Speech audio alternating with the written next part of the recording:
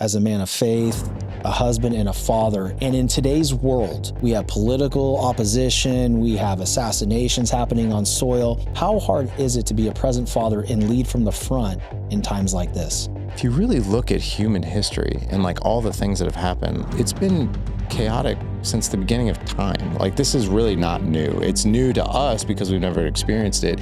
When Harry Truman dropped the atomic bomb, like, you probably think the end of the world is going to come, or like when JFK got shot. The massive difference now is it's in our face because of social media. When have you ever been able to see a live assassination? I mean, that came across our feeds and we had no choice. Now the media is shoving it in our faces and in our kids' faces. Now, how are you helping your children navigate the world? Because social media is suffocating, dude. This is going to be an awkward conversation. What's up, guys? We're back. And today I have Larry Hagner, founder and host of the Dad Edge podcast, an author and a friend. This man was my first ever big guest I ever had on my show. And I think now is actually the third time you've been on. And I'm happy to bring this conversation to you guys because, you know, he's someone that believed in me early on. And I love how great of a father he is. And I know when people are fake and when they're really living what they speak about. And I've had the opportunity to get to know Larry over the last 3 or 4 years, and everything he does from the standpoints of being a great husband and a present father really has made an impact on me. And I know it's making it with his audience and the people that he coaches and consults with.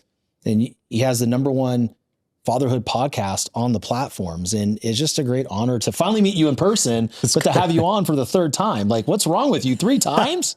I know, right? I feel so honored, being on your show 3 times. It's crazy, man. And yeah, we were talking before we got started today, but it's just like, you see people online for so long and you're like, we've met in person, right? And then you meet them in person, you're like, oh wait, no, we haven't. It's like, this is the first time we met in person, even though we've known each other for so long. It's just surreal for me because, when I started, like when I messaged you, that was like when I first figured out I can upload things to Zoom or do like Zoom interviews and then upload them to, I think it was Anchor. Oh my gosh, yeah. I'm like, wow, I could actually have people on. And I never thought you would even respond. And then you responded while you were on the stair climber. He was out of breath, by the way, but he was preparing for a show. And it's just so cool years later to be sitting here with you and having you fly out here to see me and to have coffee before, but just get to connect in person and bring you to my audience again is a great honor, man. Well, man, I'm honored to be here. And I think it's amazing. Just some kudos to you. Like, just seeing how your brand, your podcast has exploded and just like the amazing people that you've brought on the show, like, William H. Macy, John, I went to high school with John O'Leary. John O'Leary's the man. Oh dude. My gosh. It's crazy. And the crazy thing about it is a side note about John. So I've known John, for over 30 years because we went to high school. We were in the same class. And, the guy who played John in the movie, nailed it. I was just I couldn't believe what I was watching. Oh, you're the kid? Yeah, really? Yeah. That's wild. Yeah, it had the voice, the hair, everything. It's crazy. You know what's funny? Because I remember when I was working at Paychex, and we were talking with Dan before, I was looking for this purpose or this spark, right? And I was walking around the bookstore one day, just trying to find a book. And I said to myself, like, why am I even looking for a book? I'm not going to finish it because of my ADHD. And I was about to walk out and I saw this book that said On Fire. I go, I need to be on fire. I've got a lot of stuff going on right now. I need to be able to perform. And I picked this book up because I thought it was going to be this massive motivational story. And it was, but it was completely different. And then years later, right, I have the opportunity to interview William H. Macy on his role of Jack Buck in the film that was based on John O'Leary's career. Then to have John O'Leary on, and that book actually helped me through a lot of stuff. And I'm like, if this guy that pretty much was set on fire by himself with a 0% chance to live, like, I can surely go out and execute things in my day and fill my purpose. And then you message me, you're like, dude, I went to school with John O'Leary. I'm like, what are the odds that the book that got me started It's crazy. was John O'Leary, but also you had some connection with, and you were my first real guest? That's wild. It's like, it's kind of like, was it the movie Crash, where like everybody's living separate lives, but they're sort of connected in some way, shape, or form. It's kind of weird, but It is kind of weird, man. But dude, I want to reintroduce everything you do to the audience. Like, you just wrote a new book, and I do want to talk about that. But I look up to you as a man of faith, a husband, and a father. And in today's world, it is super noisy. We have political opposition. We have assassinations happening on soil. How hard is it to be a present father and lead from the front in times like this? Yeah, I mean, that's a great question. Yeah, I mean, you know what's really interesting though is like, so yeah, I have really strong political beliefs, but I'm not public with them, and I'll tell you why. I'm not public with my political beliefs, even though they're very, very strong, because I never want a man to look at the podcast and be like, oh, that's a Republican podcast. That's a conservative podcast. It's a liberal one. The one common ground that we have is we're dads, you know, and that's always the way that I've wanted to be. But yeah, I actually had this conversation with my 19-year-old, because my 19-year-old was like, Dad, he's like, I feel like the world is just, and he's got very strong political views too. He's like, I feel like the world is just so uncertain right now, and it's just crazy right now. And I was like, you know what? It is. You know, so it's like validating that for them. I'm like, yeah, it is. You know, it's like, I'm not trying to hide that. But at the same time, like the conversation I had with him, I was like, you know what though, Ethan, I was like, if you really look at human history and like all the things that have happened, like it's been chaotic since the beginning of time. Like this is really not new. It's new to us because we've never experienced it.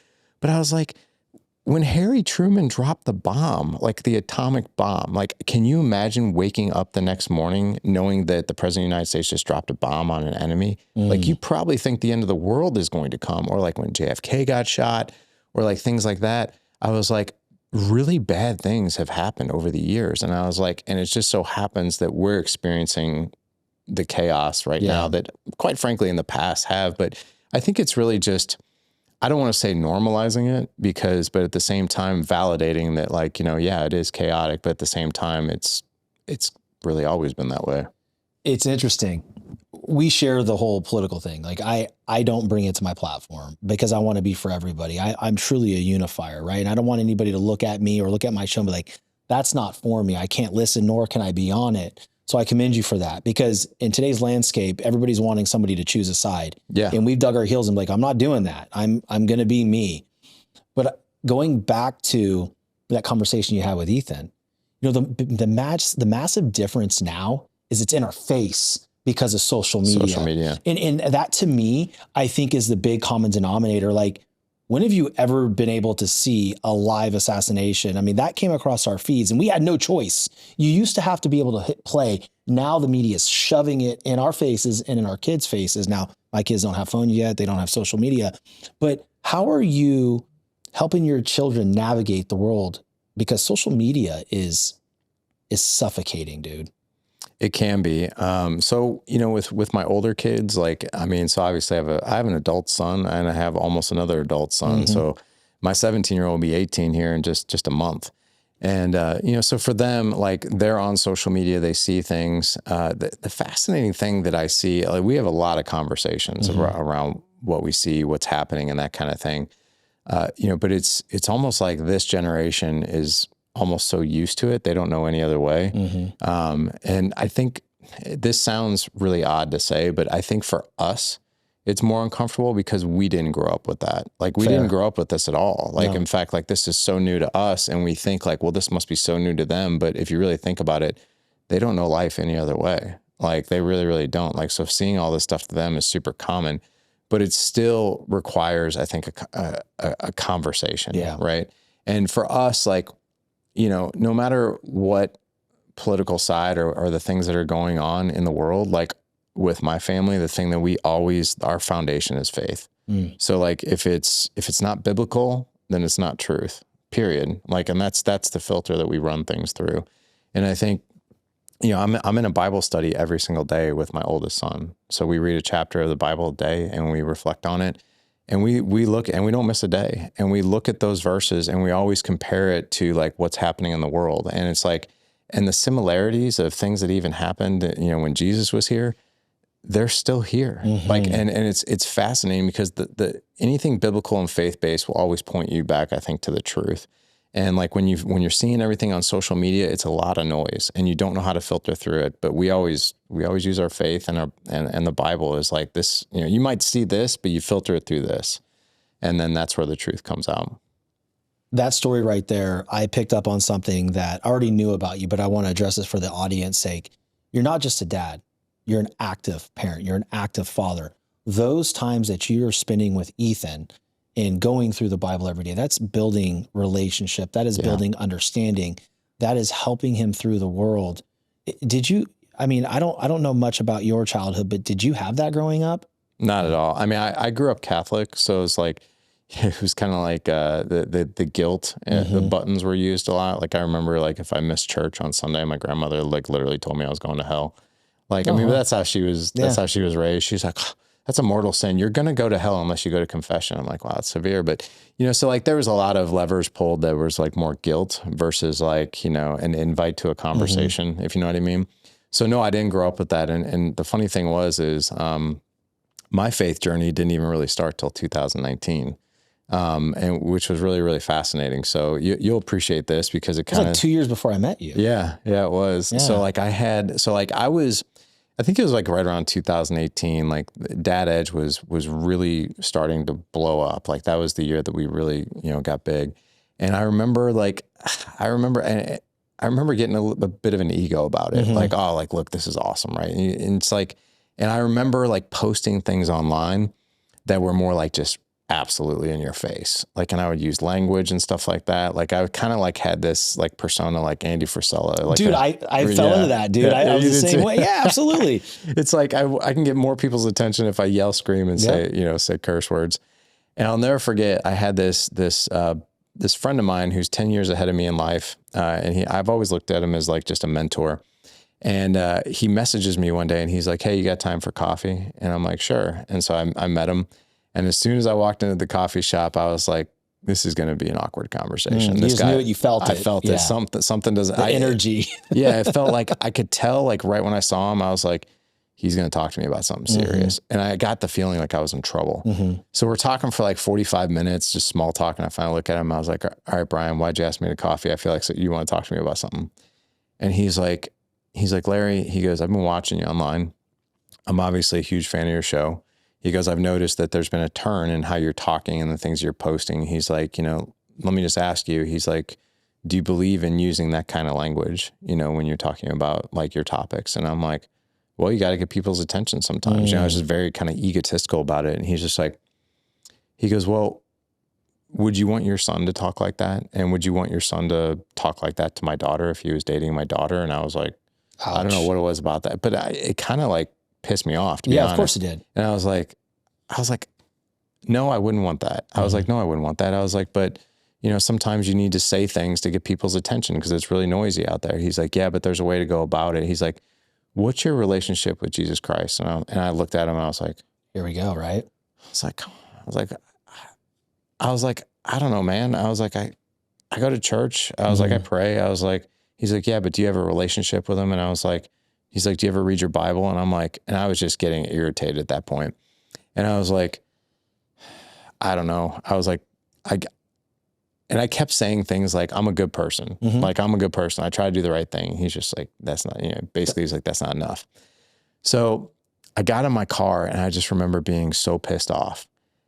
And I was pissed because he was right. Yeah, man. He was dead on, dead on. And that's what made me angry. And I think 2 days passed. And I remember sending him an audio, thanking him for having the courage to sit me down and challenge, you know, and I was just like, you know, here's the deal, man. I don't have a good relationship with Christ. I don't know much about the Bible. I'm totally overwhelmed by it. Like I checked the box. I just totally told him everything.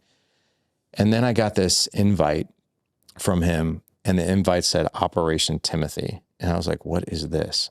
So Operation Timothy is an online Bible study where a mentor, Paul, takes a Timothy, me, through a 2-year mentorship of a Bible study where we got together every other Wednesday for 90 minutes.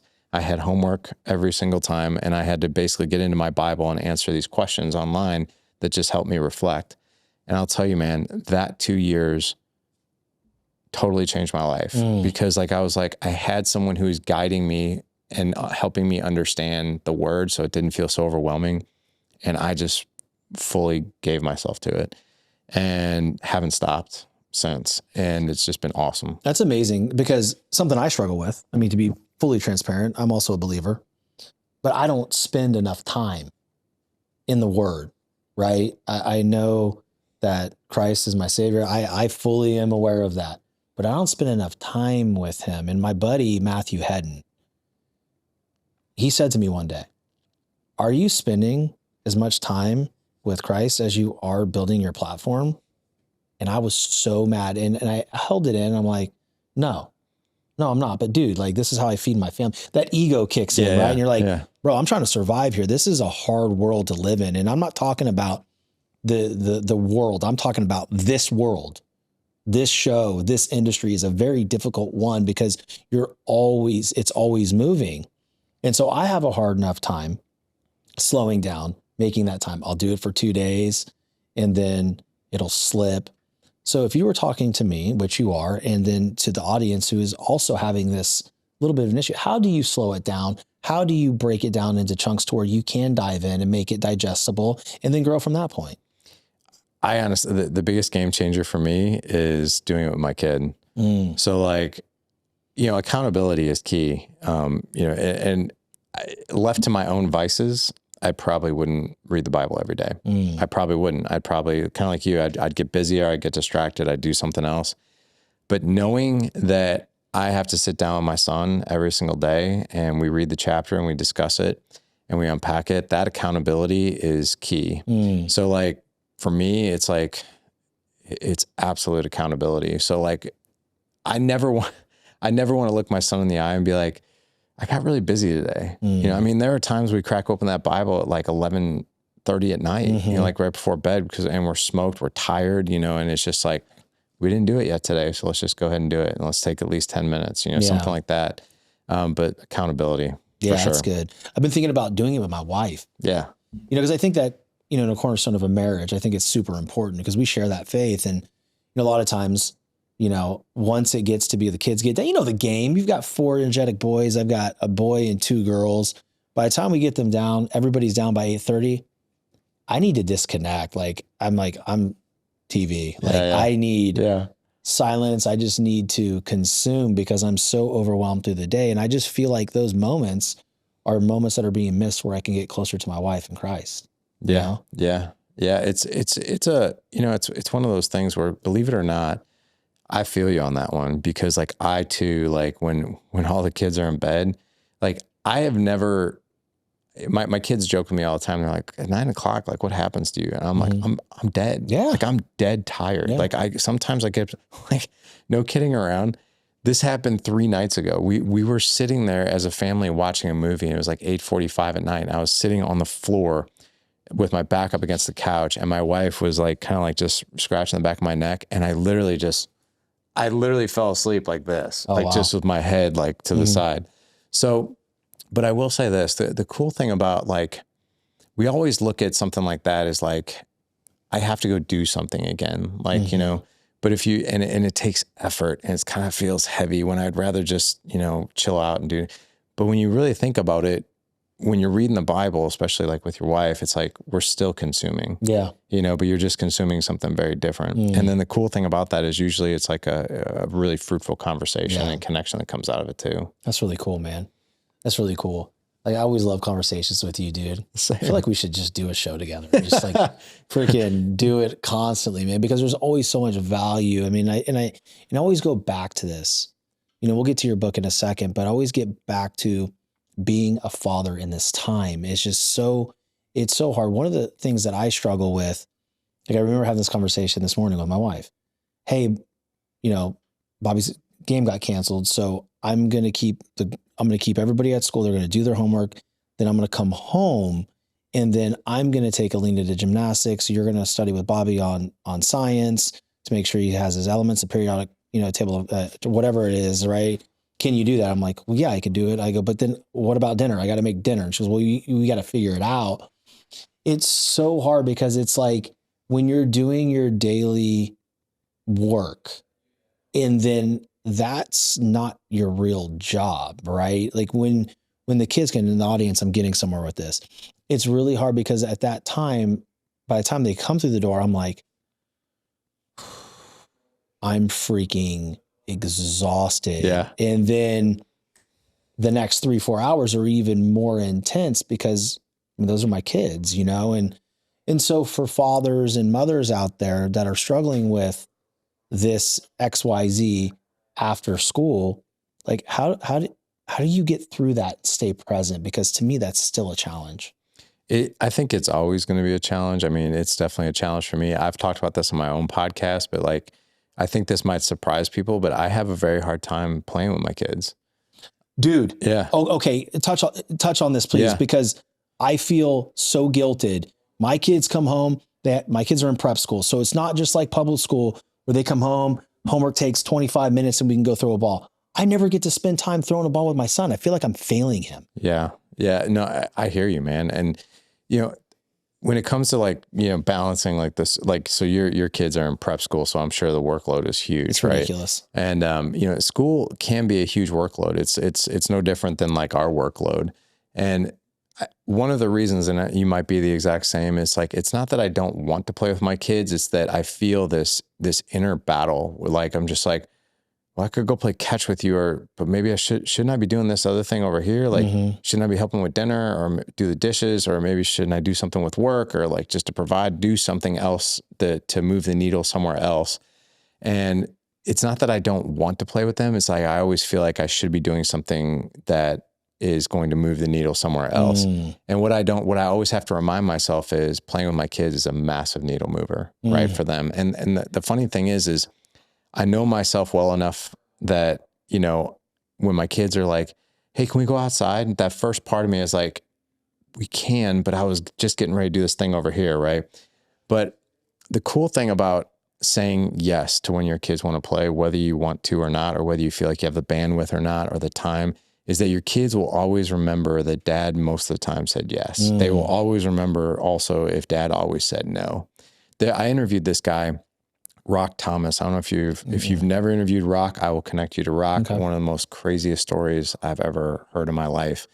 But basically, this guy, he had zero relationship with his dad growing up. Like, his dad only worked, and he was an only child, and all he wanted to do was play ball with his dad. And his dad would always blow up at him and be like, I don't have time for ball. Do you know how much work it takes to put food on the table in this house? You'll know one of these days.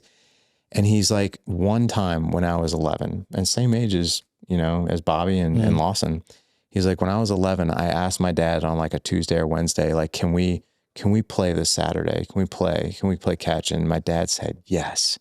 And he was like, for days, I was so excited. And I went into my dad's office with my glove, and I was like, and even the way he asks, it's like, dude, it's like you almost get emotional. He's like, hey, dad, because he was kind of nervous. Like, dad was going to say no. He's like, hey, dad. He's like, so, you know, today's Saturday. Can we go out and throw the ball today?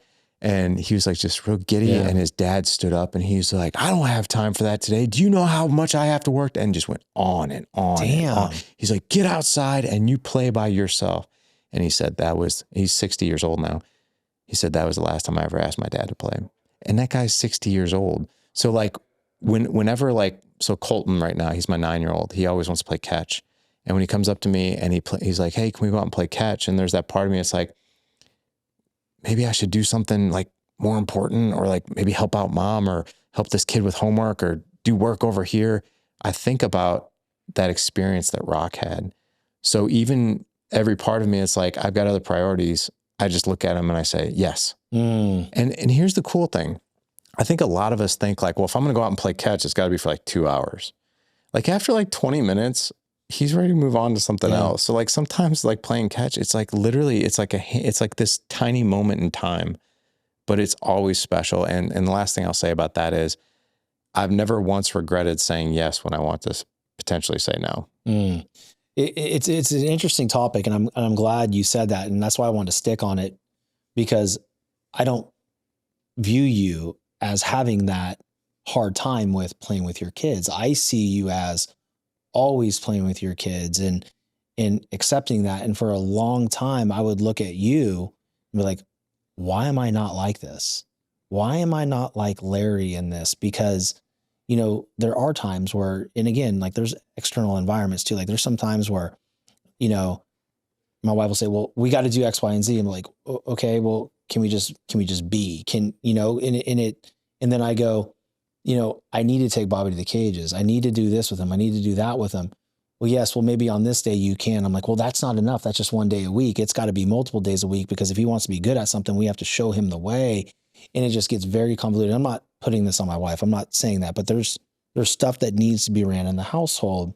And I think there's a lot of noise when it comes to kids going to a prep school and the demands that are placed on them. But I just thank you for sharing that, man. I mean, that right there, that monologue, I think really probably helped a lot of fathers, even mothers that are listening to this, you know, because for me, it's hard. Like my daughter's, hey, can we go play Barbies? I'm like, what the, really? Like, you know, and sometimes I'll do it, but like, I don't feel I play enough with my kids, and it's something that I beat myself up over a lot. And, you know, I don't say my kids don't ask me anymore, because it's not there. They're just so dang busy with everything they have going on. It just doesn't come up.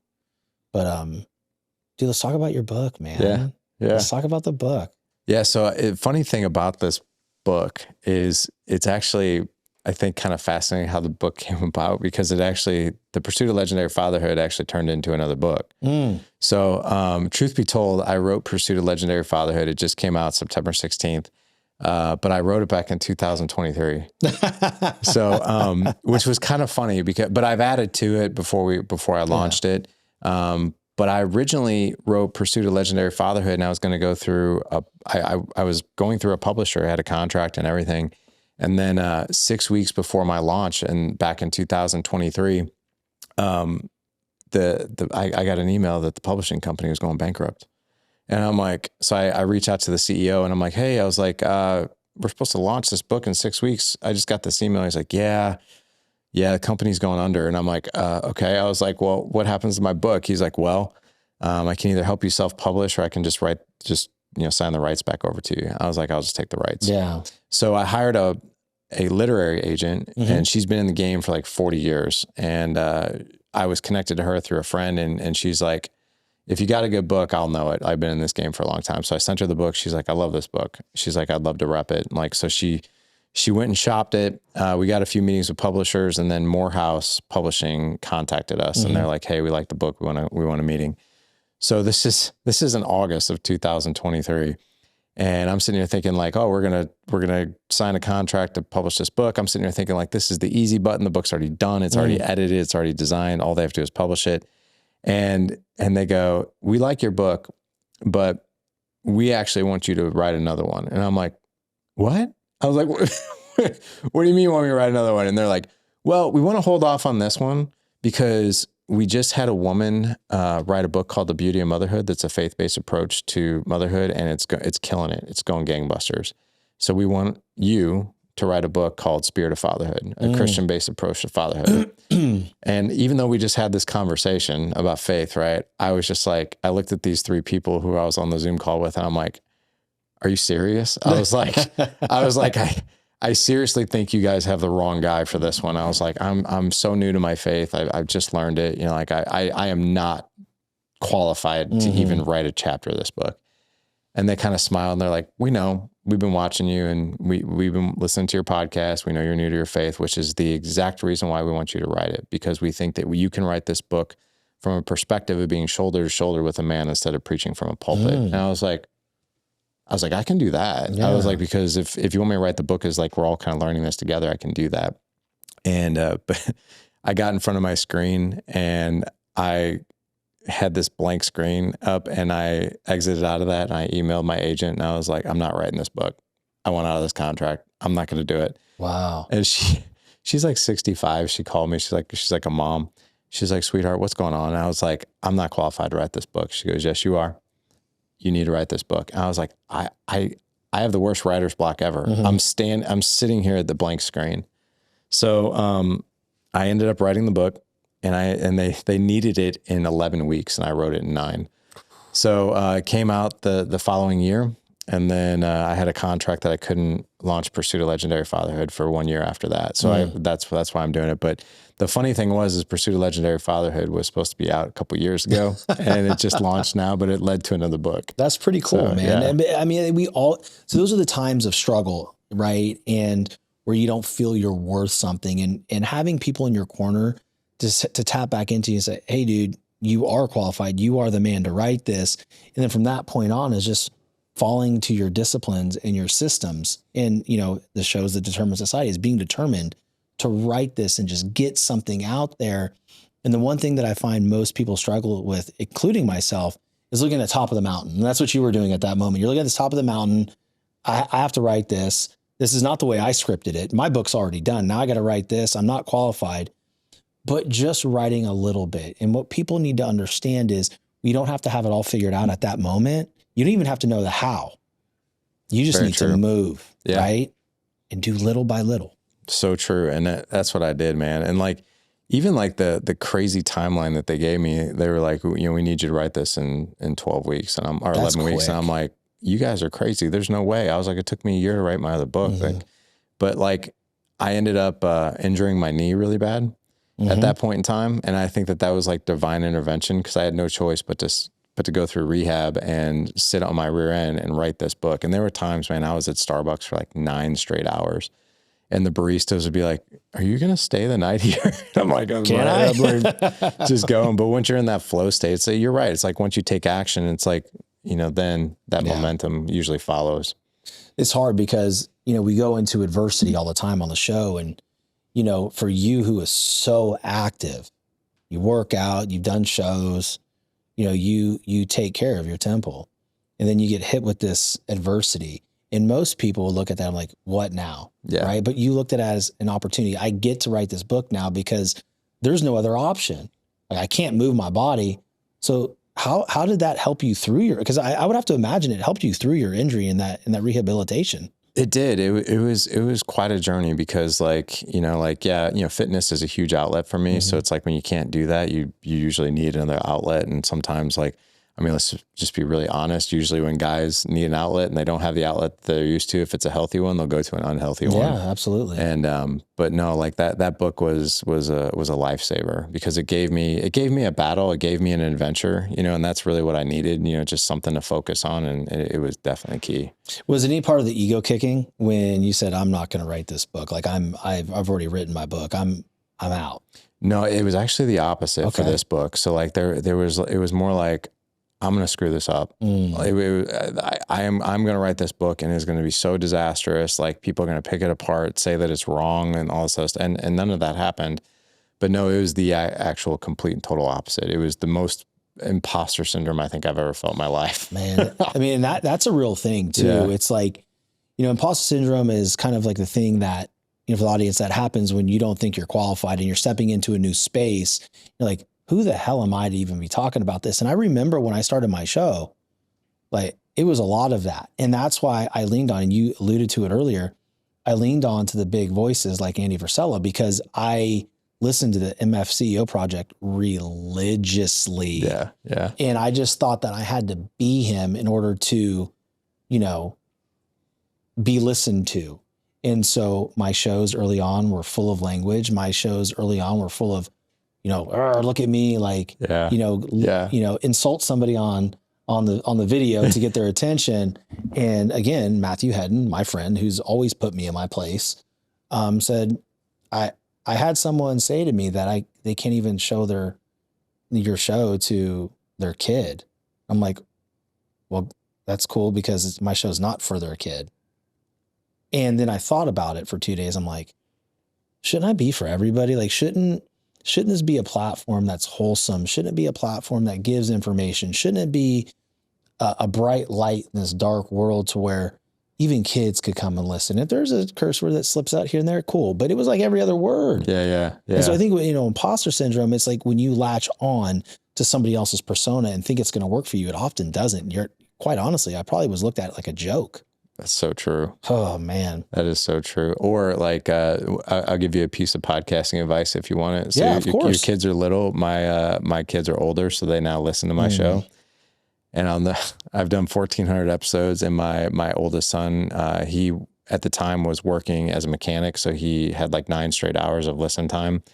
And I'll never forget this because I talked about it on the podcast, but like, I was talking about the importance of date nights and chemistry and creating intimacy and connection with your wife and that kind of thing. And I gave this example of like how me and Jessica, this was a few years ago, we were out on a date, all this great chemistry was happening. And then we left this restaurant, went in the parking lot and just totally got it on. And I talked about it and I kept it PG, but like my son comes home, he's like, Dad, you did what's up my mom? He's like, did you mess around with Mom in the parking lot of BC's? And I'm like, yes, I did. I was like, I'm not hiding this.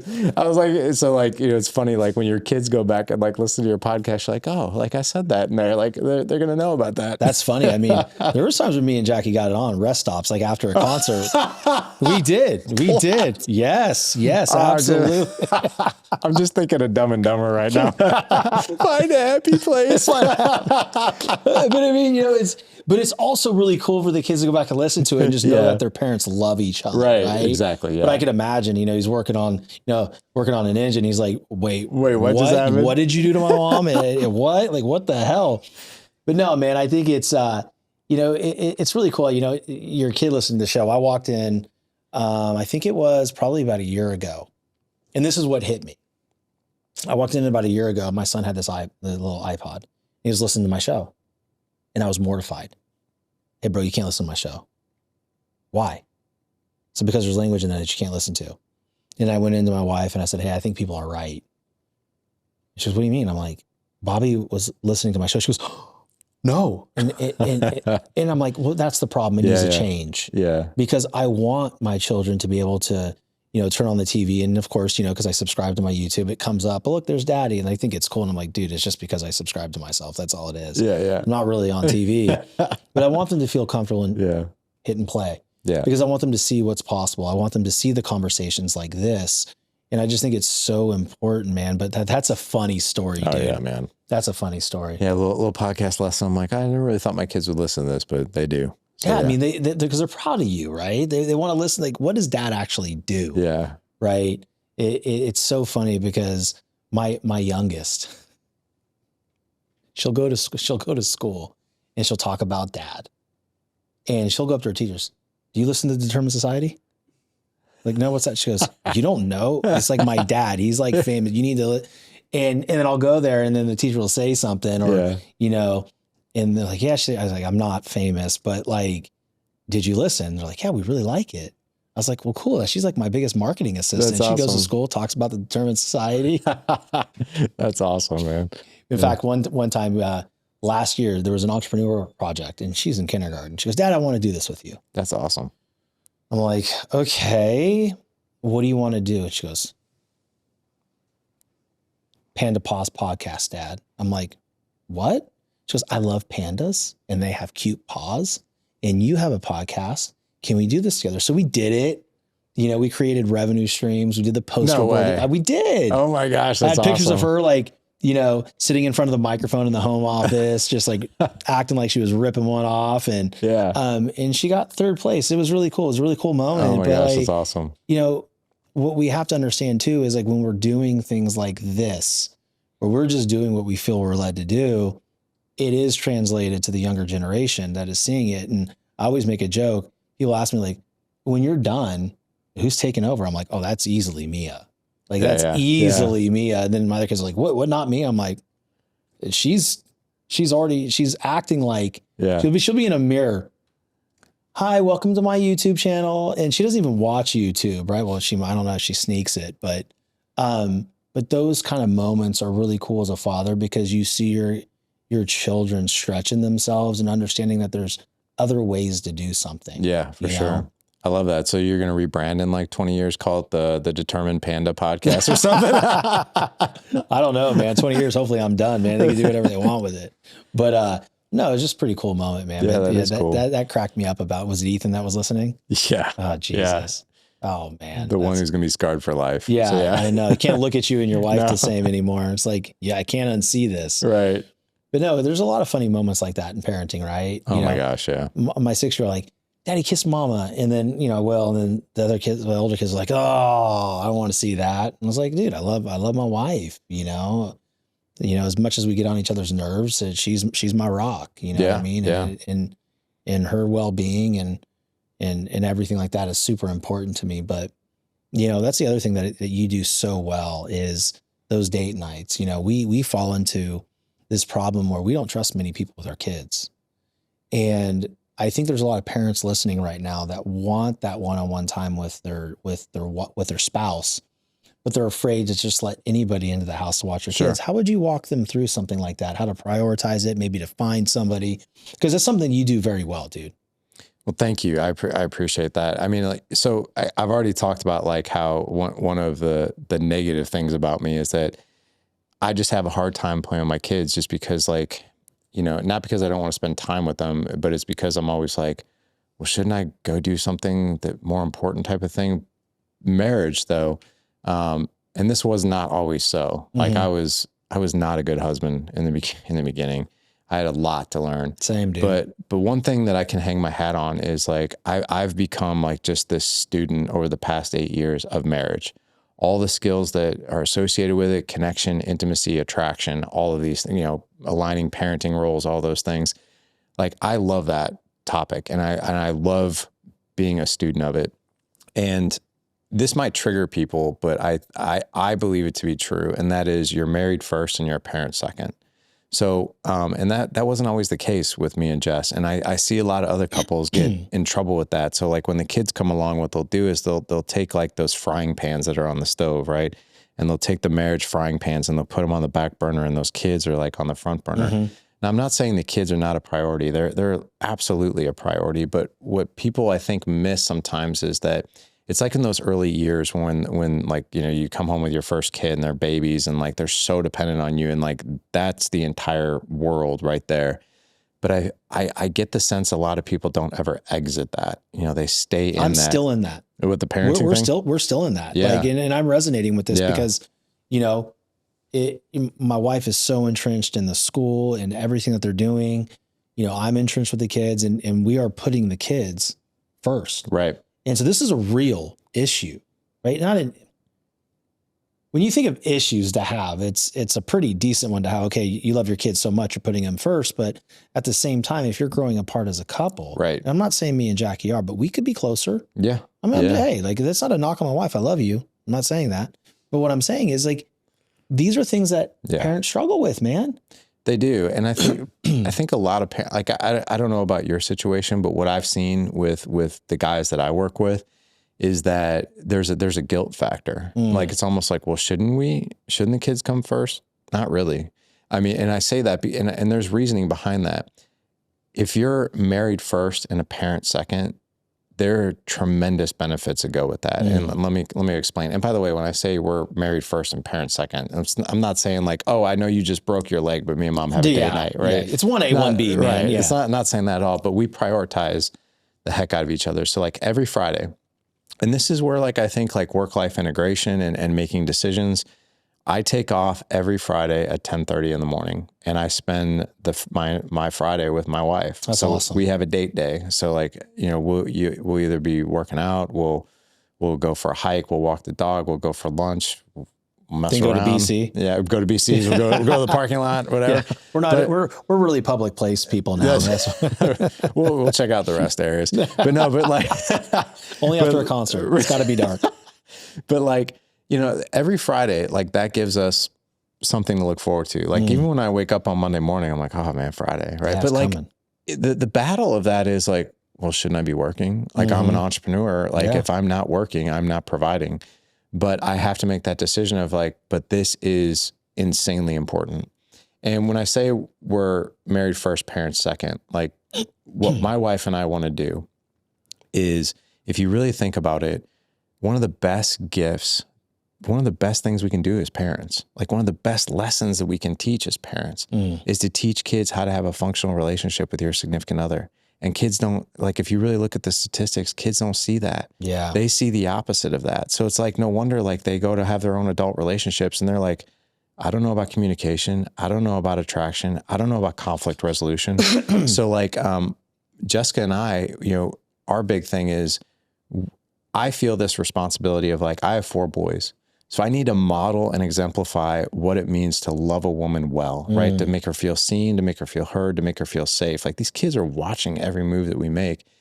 She feels this tremendous responsibility, even probably more so than I do. She's like, oh, no. I set the standard. How I treat you is how they're going to tolerate being treated by other girls. So if I'm not treating you well, they're going to tolerate less. So like, and I'll tell you, man, like now that my older sons are dating, and my one son, his 17-year-old, has been with his girlfriend for 4 years. They have a very insanely mature relationship. I'm floored by it. Like they have great balance. They have great communication. They spend time with family and friends and with each other and separate and everything. And, but my wife is like, I need to treat you well because I don't want these teenage girls treating my sons terribly and them tolerating it. So, and the final thing I'll say is this, even the little guys, like we just had this conversation with them probably like a month ago. We sat them down and we're very affectionate with each other. We're very like, we publicly tell each other compliments and how much we love each other in front of the kids. And I asked my little guys, I was like, what do you feel when you see me and mom like love each other well? And of course my 11-year-old was like, gross. And I was like, no, seriously, man. And then he really thought about it. And so did my 9-year-old. But my 11-year-old goes, it feels warm. It feels cozy. It feels comfortable. It feels like I want to be here. And I was like, and I looked at Colton, I was like, what about you? He goes, same. But you know, it's like, it's those adjectives to me, what that says is when I see mom and dad love each other, it makes me want to be here and I feel safe. So the whole time you're talking, I'm like, safe. They need to feel safe. Yep. Right. And then that's something that you and Jess are providing. And like, that's the only word I could think of. Yeah. Kids need to feel safe. They do. And then the cool, like I didn't grow up with that from a dad perspective. I didn't grow up with that at all. Yeah. But I did with a grandfather. So my grandfather and my grandmother only lived a mile from us and I spent a ton of time over there. And my grandfather, even at like 73 years old, would every day, all the time, they'd be sitting at the table. He'd just grab her by the hand and be like, you're so beautiful. No. I just love you so much. And like, she'd walk by, he would slap her on the butt and pull her on his lap and like joke with her. That's something good to see from a 73-year-old man. I know. I'm like, but I remember being like, I was like 9 years old and I remember like watching this and I remember the feeling that I had. It was like, I don't feel this way at home. Like I don't feel this way in my own house. And the cool thing, the feeling that I felt was like joy and like just being able to relax and decompress and not knowing that there was going to be like a huge fight or a battle, like watching them. And I know this sounds like weird to say, and I've said this on another podcast. It made me proud of them. It like made me proud to want to be around them. So I was like, man, these people like love each other so much. Like this is so cool to see. But at 9 years old, you don't really realize that until you look back. There's 2 places where I've felt super safe in my life. One was my grandma's house. My grandma Dixie, she died in 1997 from pancreatic cancer. She was my everything. She was my best friend. I remember being so excited when I could just go there and spend the night. Like my mom would go and, I don't know, go out with her friends or whatever. But even if she wasn't, like I was just wanted to spend time with my grandma. We would watch Hobo's Christmas on VHS and then Sidekicks with Ernie. We make little popcorn balls and she'd, take that height of bed, in the living room and take it out. And that's where I would sleep. And we just had this amazing connection. She was my everything. I still remember the last baseball game she ever saw me, Really? My senior year. It was against Camp Alindo. And her last at bat she ever saw from me was an 0-2 count, bases loaded. And I took an 0-2 pitch. I was looking away, reacted in from a lefty, and I hit a grand slam. That's the Are you serious? That's the last, yeah. That's awesome. Yeah. And then she died the summer going into my freshman year in college. And I remember, she was on hospice and she was just literally dying in front of us. And I remember going to a baseball game and, summer ball, I go, Grandma hit you a home run today. She goes, you don't have to promise that. Brought her back a home run ball. That's awesome. The very next game, I said, hey, Grandma, here's another one coming. She goes, honey, same. And those 2 baseballs are buried with her. Are they really? They are, yeah. Oh my gosh. Yeah. The second place I ever felt really, really safe was every year right around Labor Day, we would go up to Clear Lake, California. My grandparents, had this, mobile home. It was a double wide right on a creek. And then my great aunt and uncle had one right next door, and we'd have this massive family reunion. And I just remember those moments of going up there, stopping at the natural spring waterfall to get the waters on the way back, and then pulling up and then walking to the front porch, and all the Rice Krispie treats and all of everything was just laid out there. And the whole family was together listening to Randy Travis on the gray boom box, right? Because that was the vibe. Box. Yeah. And we play croquet, we play badminton, and we'd catch minnows in the creek, me and my cousins, and we would sleep on the porch, and we could hear the creek the whole time, and we could hear the crickets constantly. But those are the two areas. I'm not saying I never felt safe around my parents. I'm not saying that. But my parents did. They resolved their conflict by a lot of yelling, a lot of storming out. And so my limbic system, my nervous system was wired to, when I have conflict, I need to yell. So I've had to really work through that. And at times still I struggle with it, right? But those are the two. We were talking about safety, like my grandma and my great grandparents, like they, to me, like made me feel safe all the time, 100% of the time. That's one of the best gifts I think you can give, your kids, is that, I mean, that's part of their 3 needs, to feel seen, heard, and safe. And it's actually the same needs of your wife too, is to feel seen, heard, and safe. But yeah, that's a killer story, man. Dude, that's awesome. I remember one time, I've never told these stories here. This is so cool, man. You always bring the best out of me, man. It's, my grandparents also had a cabin in Truckee, California. It was about 3.5 hours from my hometown. And we'd always go up there. And I don't remember what time of year it was, but me and my grandma were walking along, and there was this flower.